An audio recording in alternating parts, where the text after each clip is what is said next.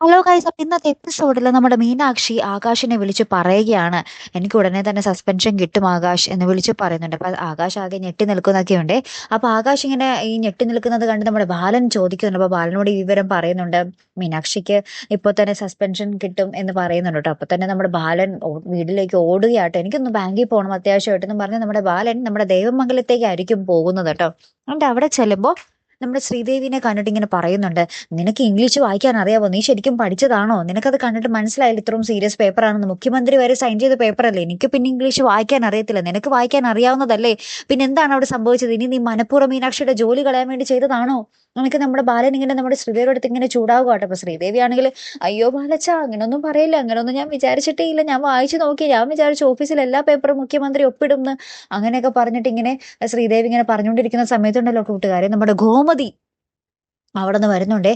ഞാൻ എല്ലാം കേട്ടു, എനിക്കെല്ലാം മനസ്സിലായി ബാലേട്ട, നിങ്ങൾ ഇത്തരക്കാരാണെന്ന് ഞാൻ വിചാരിച്ചതേയില്ല. ശ്രീദേവി ചോറ് കൊണ്ടുവരാത്തതിന് അവളെ നിങ്ങൾ വഴക്ക് പറയുമായിരുന്നല്ലേ? അതിനി വേണ്ട, എന്റെ വാശി ഇവിടെ നടക്കുള്ളൂ, നിങ്ങൾ ഇവിടെ വന്നിട്ട് ഞാൻ വിളമ്പി തരുന്നത് കഴിച്ചാൽ മതി എന്നൊക്കെ പറയുക കേട്ടോ.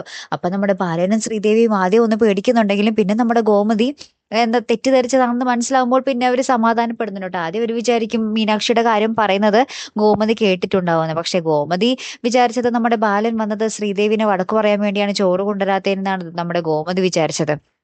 അപ്പൊ എന്തായാലും അതങ്ങനെ സോൾവ് ആയി. പിന്നീട് നമ്മുടെ ശ്രീദേവിയുടെ അടുത്ത് നമ്മുടെ ബാലൻ പറയുന്നുണ്ട്, നീ എന്തായാലും ആ പേപ്പർ എനിക്ക് അന്വേഷിച്ച് കണ്ടുപിടിച്ച് തന്നേ പറ്റൂ എന്ന് പറയുന്നുണ്ട്.